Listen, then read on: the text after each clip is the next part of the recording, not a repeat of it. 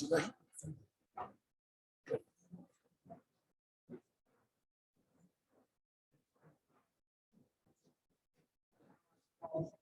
Magic. Hello.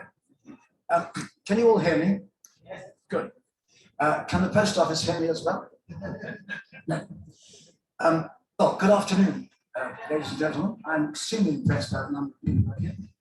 And I hope that I can assist some of you to learn a little bit about the way I think exhibiting in philately can be fun, can be helpful, and is for everybody. Now, one of the issues, I think, is that a lot of people are scared or annoyed or think it's beyond them or think it's just egotistical rubbish or many other things. I think it's something which every philatelist, every stamp collector, every collector of all sorts of other things like ephemera and postcards and things like that can have a go at if they want to, of course, if they want to. And I'm here just to encourage those few who may have not done it before to think about it. But maybe those who are old hands at it may just pick up a couple of interesting points. So first of all, before I go any further, I'd like to just ask you a question. Have you ever exhibited before? That's not quite everybody, which is very good news, because it means that I've got at least 4 in the audience who might be able to be convinced. So here we go. If I stand over here, I think there's a reasonable chance. Do you expect me to be in front of this? How can I do that and that together? No problem. Right, okay. If any of you want to move over the other side, so you can see the screen, that's fine by me. Okay, so, do you want to meet new people? Do you want to find out something else? Do you want to look at other people's stamps? Well, most of you have come here today, and I imagine that that's one of the reasons why you've come. You've come to look at stamps and other philatelic material because it may interest you, it may give you enjoyment, it may inspire you, or it may add to your collection. Now, if you're here, then I think probably you do want to be involved. So, you're here to look at other people's stamps. Don't you think they might like to look at yours? It seems obvious to me. So why don't you try it out? You can show your collection in a whole variety of ways. And some people will do it at home with friends, around the table or over a beer, and that's just fine. Others will take it to a local society.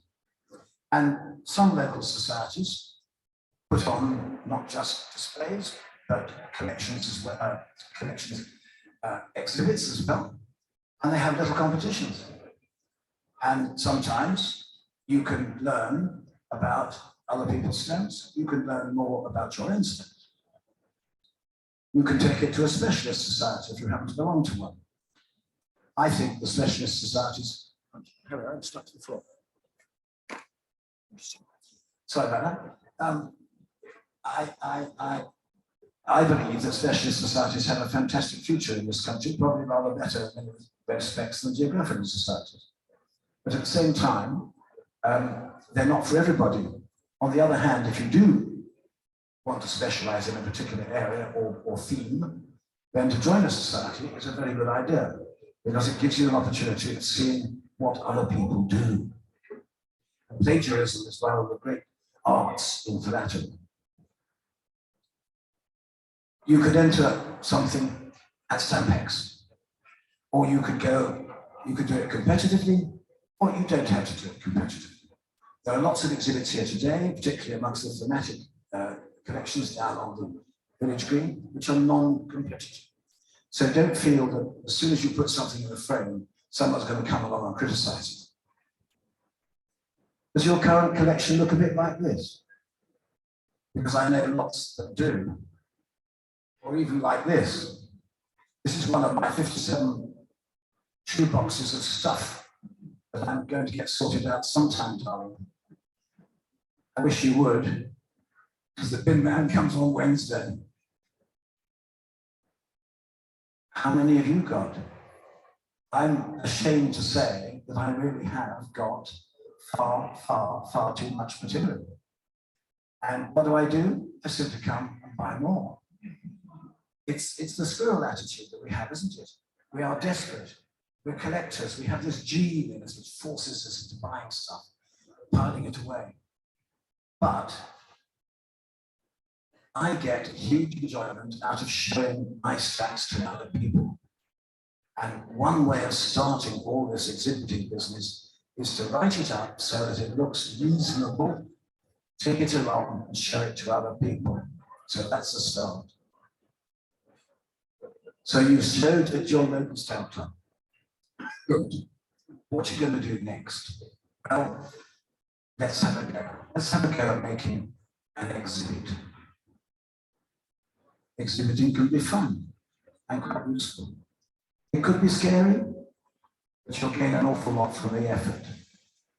You might even explain to your partner why you come at the place in stands and what you do all day upstairs or in your little emporium in the roof or even in the garage, sometimes even in the dining room. But it helps. And then you find that you might discover that you have in a particular area things that you don't have. So you're putting up a display of, I don't know, a set of nice Matured stamps, or 1,975 or whatever it is, and you're missing one. You'd never know you were missing one unless you put them all in a line.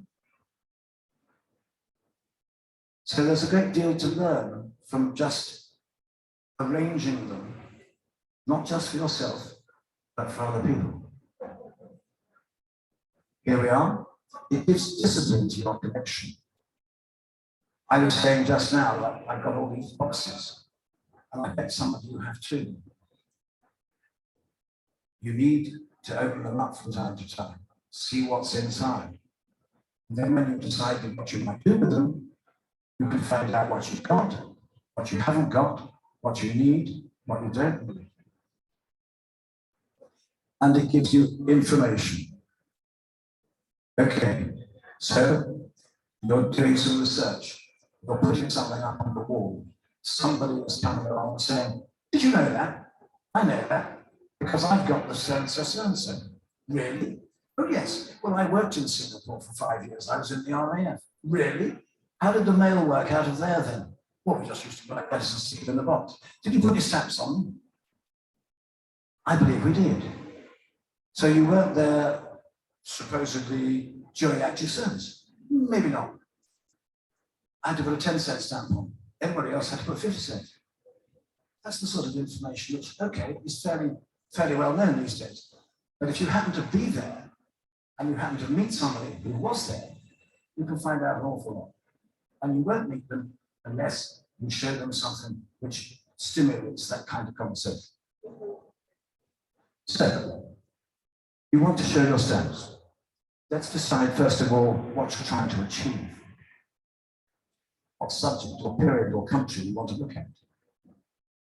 You'll need to start smarten up a few of your pages, I expect. And that's what's called writing up. If you do, however, I can assure you that you will start off with a great and wonderful journey. To develop your exhibit, have a look at your material, as I've suggested. Will it fit an exhibit? Does it only cover half a page? Does it cover so much that it's impossible to organize? What is your ambition? What am I missing in order to fulfill that ambition? I may have some covers which show me various rates. I've got one here with a penny stamp on. That was a good rate for quite a long time, wasn't it? And then in 1921, somebody said the postcard rate's going up from a penny to a penny halfpenny. And there was a huge public outcry. So 6 months later, they lowered it again. A bit like the government we've got now. They can't make up their mind about anything. But there we are. So by looking through and working out what you've got, you will find out what you haven't got. So what do you need? You need an idea. You need the material to back it up. You need a first page plan. You need the story, and you need the ending. Now, first of all, let's have a look at the idea. Here's a page of things that you won't often see. They are listed now in the SG catalogue. But I bet many of you have never seen Indian telegraphs overprinted so long. It's something I've gone completely bonkers about. And it's fun. But it's an idea. It's a new idea, actually.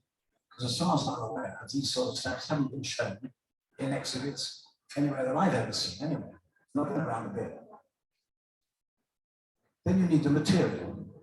So if you're looking for material to show in an exhibit, it's a good idea that they don't all look like Chutney Halfpenny red British stamps with a picture of a queen on it. I know that some people like to do that, and they love looking at all the little changes, little blobs and things that go on there. That's a wonderful thing to do. It's pretty difficult to put that into an exhibit which is going to work. It doesn't mean that it's any less valuable. It's a perfectly reasonable thing to do philately, but it's not for everybody. So, show things which are directly related to what you're trying to achieve. And that might well be a series of rates changing from time to time, a series of stamps that follow the theme of birds, for example. It would be very odd if you were trying to put out a bird exhibit and suddenly you put a tiger in the middle of it. You'd eat all the birds, wouldn't you? Metaphorically, anyway. Where you've got something, you've got 2 or 3 covers, for example, one of which is a bit stuffy, but has an interesting message to it. You've got to decide whether to put the stuffy one and describe what it says and why, or put the nice one in because it's better on the eye. When you come to exhibit at the level which we're talking about here at Stampex, you need to know what class you're going to put your exhibit into. When you're at the society level or even the federation level, it's very, very fluid. You can put in, one person can put in a display of birds, and somebody else can put in a display of already covers, and somebody else can put in a display of African revenues, and they're all judged the same. It's very difficult to, 1, decide which is the best, and 2, be able to give any sensible feedback from anybody who knows what they're talking about. Because you can almost guarantee that the person who's judging it is working on the basis of what they know as opposed to what they're being told. So you have to choose your class, and here they are. These are most of the classes, I think, which we are able to see from time to time. And I think most of them are fairly clear, so I don't need to go through explaining them one by one. However, it may not be quite as easy as it looks. Here's an interesting little example. This was a display that I did a while ago about Blades, Eastern Blades. Now, they were printers who were mainly involved in the development of special inks and processes for printing bank checks. They were pioneers in the printing of bank checks. And they were a wonderful, interesting company. Mr. Blades himself was a bibliophile, and his library is still extant. You can go and see it in Fleet Street if you want to. But here we are. I made a little exhibit of Blades, Eastern Blades, and I put it into the open philately class. And you can see here, you can see here that there's a whole lot of series of interesting things that you have to worry about if you're in the open class. Anyway, I got 83. Next time, I put it in to the ephemera class. I got 84. Maybe if I'd put it into postal history, I might have got 85. Who knows? But it's great fun, isn't it, to decide which class and how to follow it.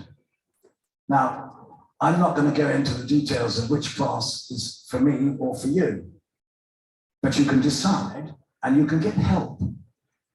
First of all, walk around the exhibits here and see how people have chosen where to put their stamps, what class they've decided to work on. A lot of traditional exhibits will be just lots and lots of stamps. And I can assure you they won't do terribly well, because these days traditional exhibits have to include what the stamps are used for. So it's always good to have an envelope or two with the right rate on, with the stamp on, or a revenue document paying the receipt or whatever that may be. So there's all sorts of ways of looking at it. And one of the ways of learning is to come to a place like this, walk around and see what other people do. Wrong one? Try that one. Here's another example. This is a page from a personal history exhibit, which I'm doing. It's at North Borneo. I've headed it all up here, male, Empire Airman. And here are two examples of that rate being used. But you may notice that the stamps are animals and birds. So you can put these two covers into a thematic exhibit. What's more, they're both air males. So you could put them into an Royal Philatelic exhibit. But it's a matter of getting the balance right and deciding where you want to go. Earlier on, I mentioned, I mentioned after the fact that you've got an idea and you've got material, I then mentioned the first page. Now, the first page to a judge, to an exhibitor, is actually very, very important. Because the first page gives you the opportunity of telling the judge what you are all about. Judges are ordinary human beings. They're not something special. They do try very hard. They work very hard, and they do their best to get informed about what you are exhibiting. And what they see beforehand, before the exhibition starts, is the first page. So it's important to get your first page decently structured so that you tell people what you're doing. And I've just run down here, I've just run down here one or two things. What you're showing, is it all one subject or have you divided into sections? If so, what are the sections or chapters? What items are scarce in your view? And sometimes that may need explaining, because some people think that because it's in the catalogue, everyone's got hundreds of them. Actually, quite often you'll find that there's a stamp in the catalogue which barely exists. And then when it does come up for auction, it sells for 5 times catalogue. Wow, that's an extraordinary thing, but it does happen. And here we are then, what items are scarce, and then tell them what books or articles you've used to show that you've been doing some work.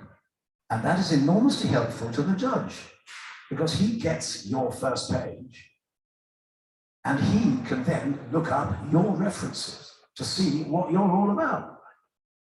And that gives him or her the opportunity of genning up, if you like, before you start. One line. This was one of my first efforts when I went in to show security of state settlements postage stamps. Well, I got a bronze for this, and you can see why. This is the first page, and it doesn't really tell you very much about what I'm trying to do, how I'm trying to do it, what things are there, and various other factors. And therefore, it's not the world's greatest example, but it's something. It's the way to start. It's the way I start. Now, here's another first page, which is for a postal history exhibit. And here you see, I've divided it up. Purpose of exhibit, scope, structure. Information about the structure, some of the wall things. And I've divided it up frame 1, frame 2, frame 3, frame 4, frame 5. Down the bottom here it says, the things that I put a red line around are rare and important. And there are my references. Okay? That's not the world's greatest first page, but it's not a bad one. Here's another one done by a real expert. This is done by Mike Smith, who should be here giving this lecture, but unfortunately he's got something else to do.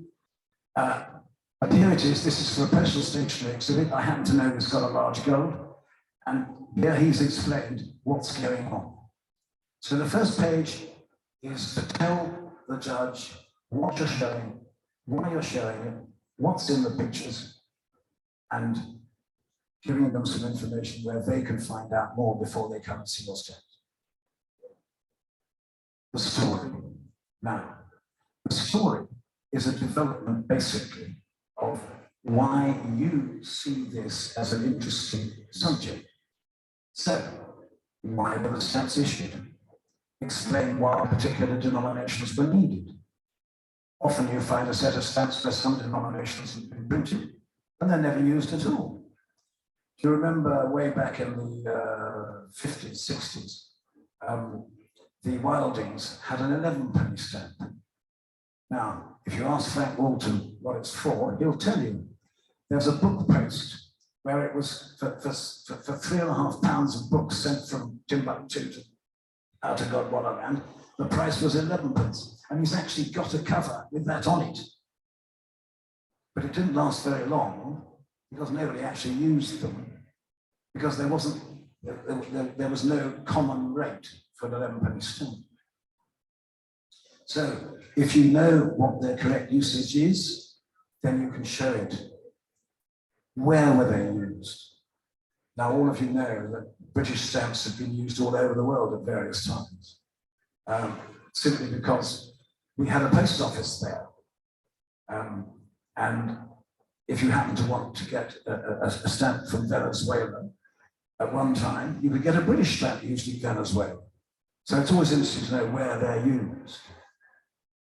When were they used? Well, that seems fairly obvious. But how many exhibits have I seen where people have stuck it all up on the thing and saying, wait a minute, there's no date on this page. It doesn't tell you when it was. Likewise, special varieties and interesting destinations on covers always adds a bit of spice to that. References. This is the bit that you put at the end of your first page. And you want to make sure that you read the references, because the judge almost certainly will have done too. And when it comes to arguing as to why he gave you a large silver instead of a large gold, he might know more than you by then if you haven't read the references that you're quoting. So don't get caught out. Here's just a few things that I've been involved in of recent date. So, how to make it better? You can make it better if you want to. If you don't want to make it better, and you've had a go, and that's what you've done, great achievement, well done, thank you very much. The judges are there to help you, and most of them are very helpful indeed. So when you're showing something, don't just go into a corner and have a cry because you only got a small silver or something. Go and talk to the judge. Most of them are human, and they like to tell you where they think you can improve. So do go along and do listen, because I've learned a huge amount.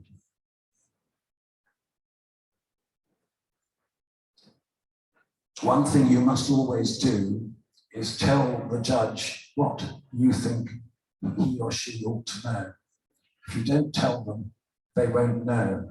So when they come up to you afterwards and say, oh, I thought it would be, well, I heard this actually just today. John told me, he said he had an essay, that means an early idea about a stamp. And the judge said, I'd like to see your essays where they were used eventually. And he said, but these are unissued essays. And the judge said, you didn't tell me that.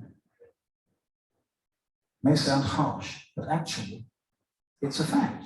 If you don't tell the judge what's going on, you really can't expect him or her to take on board what you're trying to achieve. So don't resent the judge's comments. They want to help you. They're not there to denigrate you. You know, there's always some character who you don't like very much. But at the end of the day, they're on your side. And they're all trying to make this hobby more interesting, more exciting for all of us. So take notes and do better next time, if that's what floats your boat. Here's some advice that I've had. Interestingly, on this side, this was done at Harding Line 2017. So this is a more local sort of district type of show.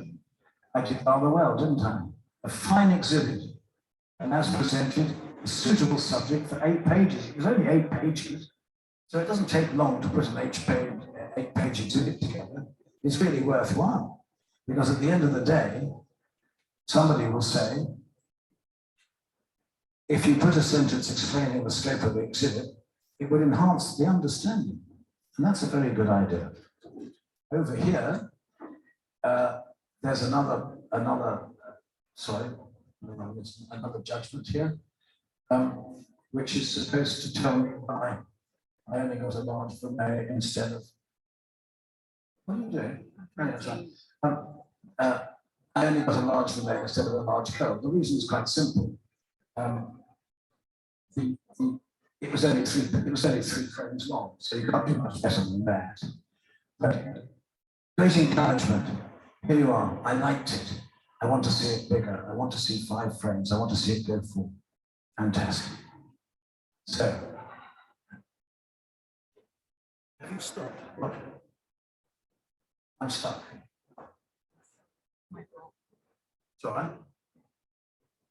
Sorry, everyone. Short pause. Half an hour. I've got to find my own. Anyone wants a wee? Down the corner. Right, you good? We're off again. Yeah. Okay, so here we are. Here are the rewards. Are they there? Yes. Good. So we've got as far as the rewards. It's one of the few hobbies where participation can lead to rewards. I know it's the same with golf, but golf's much more time consuming and much more expensive.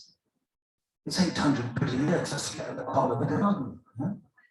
So coming here for a tenner, really good value.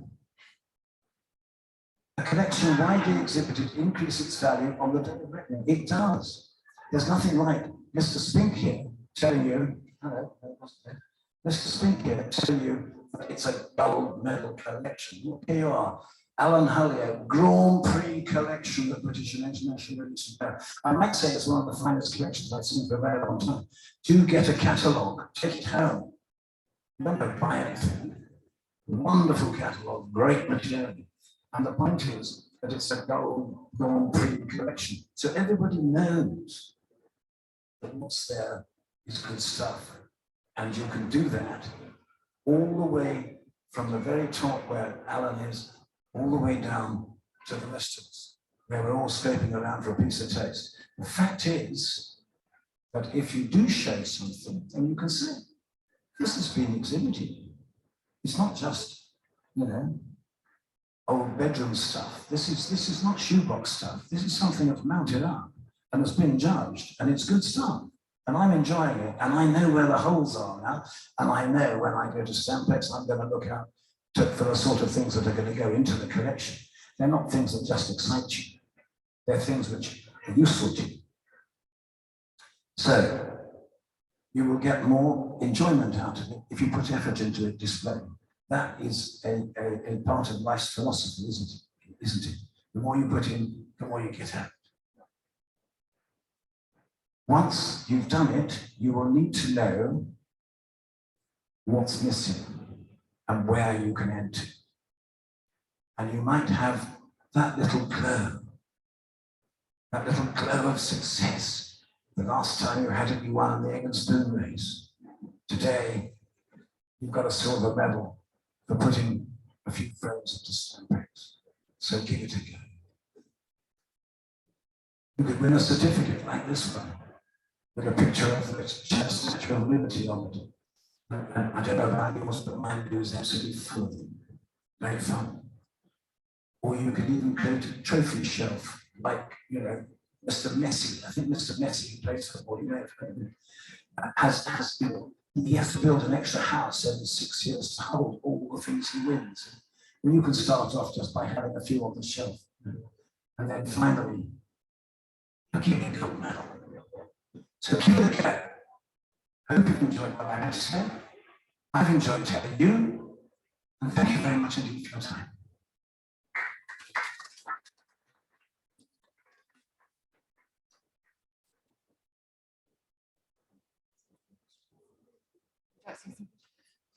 Take any questions if there are. Would anyone like to ask Peter any questions? No, everyone's okay? That's easy for Peter. Good. If anyone wants to talk about anything that I've talked about, do it in a different way, actually, for a while. And you're very welcome to come chat. Brilliant. Thank you so much. Thank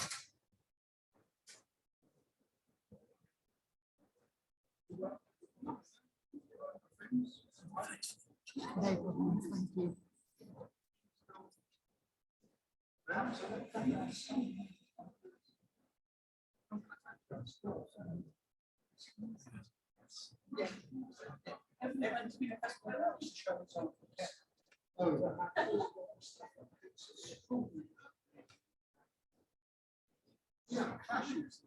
Yeah.